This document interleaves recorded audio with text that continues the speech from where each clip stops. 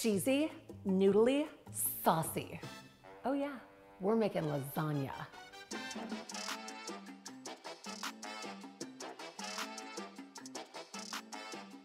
You may have noticed all of my noodles are laid out individually behind me on the counter so they don't stick together. Because 2020 has been hard enough. Your carbohydrates should be easy. The first thing we're gonna do is make the sauce. It's a bolognese sauce. You definitely wanna make sure you start out with an enormous plate of meat. Here I have 85/15 ground beef. Now, if you want your sauce to have less flavor, use a different kind. But if you want a good sauce, use this kind. Sweet Italian sausage and bones. When you use bones to make a sauce, you're gonna impart so much flavor, so use the bones. To get even more flavor in there, we're gonna sear these ribs. Start with salt and, of course, some prescription pepper. We're gonna get these, oh, that pepper is a rebel. So we're gonna get these bones into the pot. Make sure it's on high because you want a nice brown on there. Ooh, do you hear that sound? Oh, this is gonna be so good. I know you're gonna wanna touch them, but don't. Just leave them alone. They're happy in the pot. Look at that nice golden brown on the ribs. That's what you want. That's flavor. We're gonna take them out, and you wanna catch all of those juices in that bowl because we're gonna put all of this back and it's gonna give this sauce so much flavor. Now we're gonna brown the rest of the meat, the sausage and the ground beef. If you were just using Italian sausage, you wouldn't season this, but this ground beef doesn't have any seasoning. So we're gonna put both of these in here. A little prescription pepper because that beef isn't seasoned, and a little bit of salt. Use your tongs and break the meat up. We're gonna get a nice brown on that, and then we're gonna put it in the bowl with its friend, the ribs.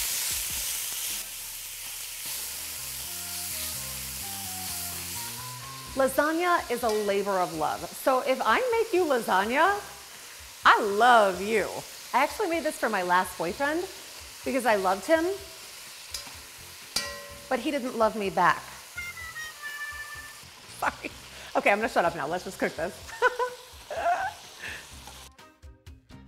That meat is nice and browned, and now it's gonna join its friends, the ribs. So get it all into that bowl.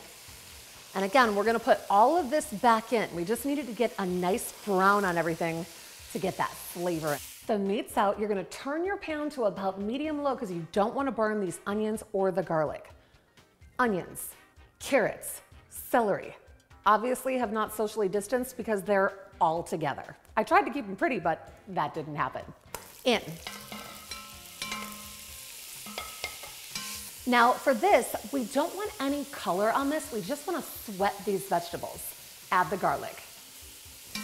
And of course, you've got to season every single step. So salt and more prescription pepper.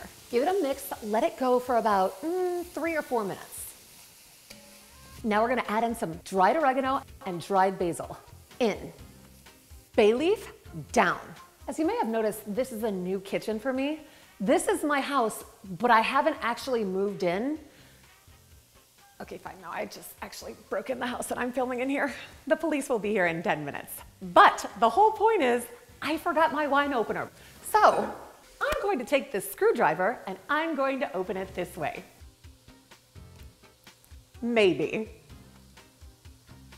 Oh my God, I need my cameraman to help me. I'll be right back. Go, Chris, go.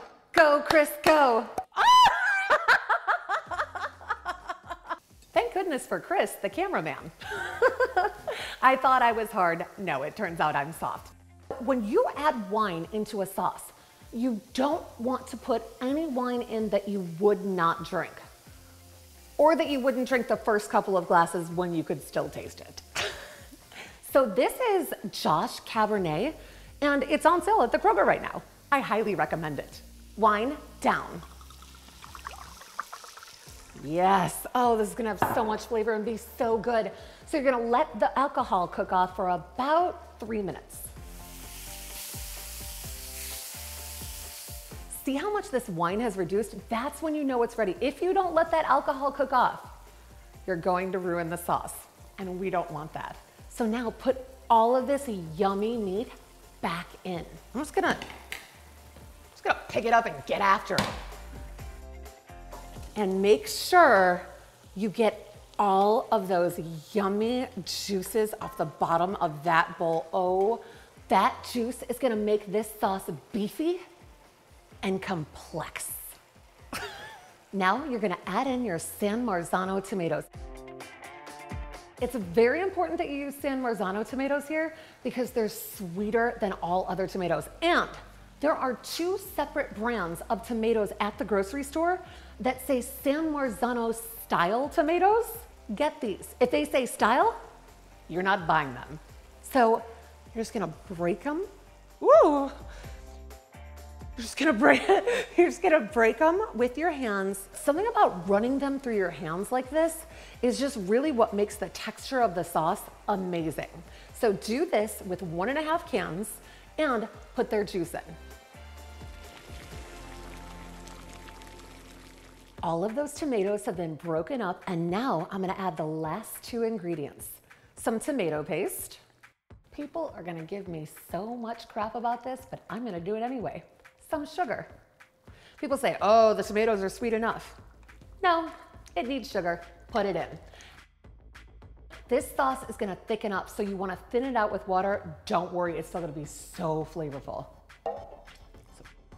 Cover and cook on low for 4 hours.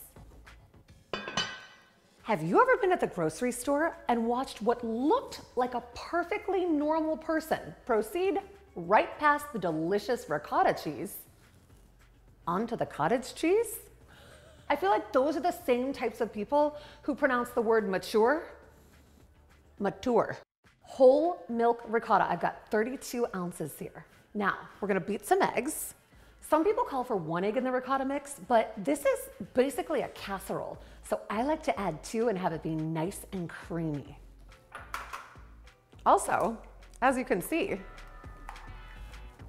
I have fancy eggs, which makes me cool.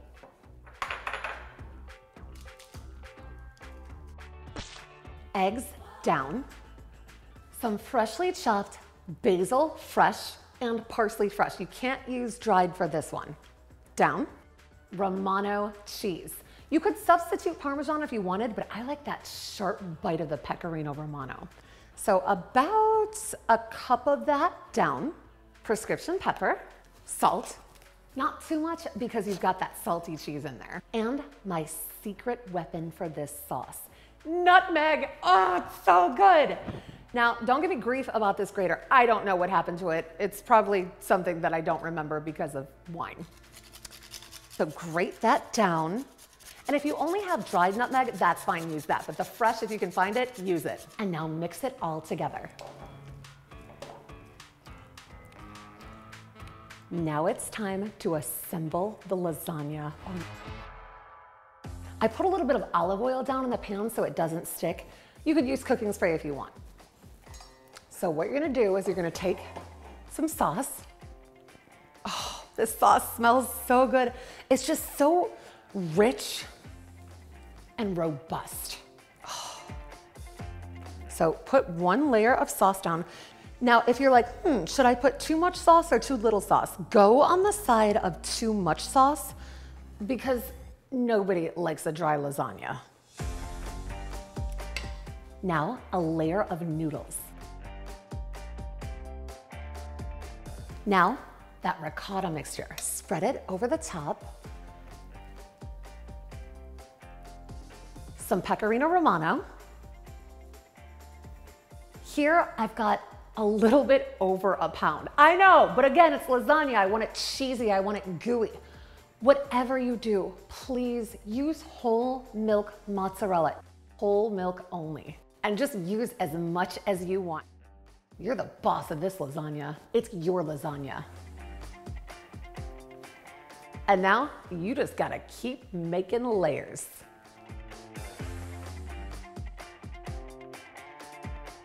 Here's how it looks when it's fully assembled. This is a super deep lasagna pan, and because I made such big boy layers, I was only able to get 3 in there, which is actually perfect. But get a deep pan if you can so it doesn't bubble over. Cover, cook at 375 for 30 minutes, then uncover it 20 more minutes.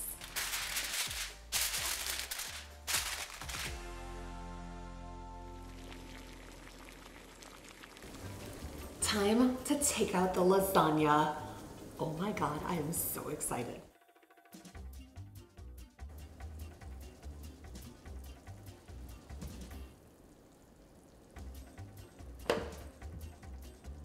Have you ever seen a more perfect lasagna than that?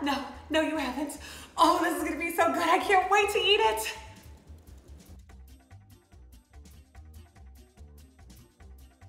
Okay, let's do it.